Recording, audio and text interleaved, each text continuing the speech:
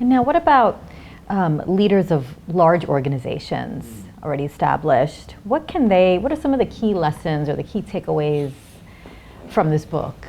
Well, I think a big temptation these days is for leaders, obviously, to manage on the short term on a quarterly basis, because a lot of their boards are giving them that sort of pressure.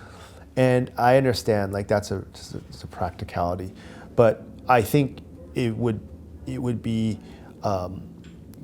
important for them to also balance that with kind of the bigger picture, and then seeing yet another example of a great company that was sort of driven by sort of these more, what I would call softer aspects of business, but nevertheless equally important.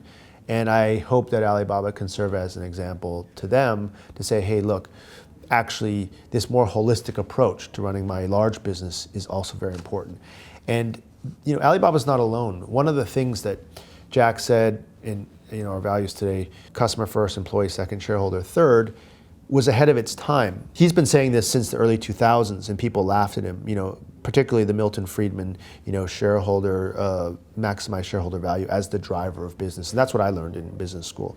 But, isn't it interesting now that in 2019, the United States Business Roundtable organization, led by the top 180 corporations, I think Jamie Dimon at the time was the CEO, they revised their sort of manifesto, and they said that it's no longer just about shareholder supremacy. There are multi-stakeholders we need to focus on: customers, partners, suppliers, shareholders, and the larger society.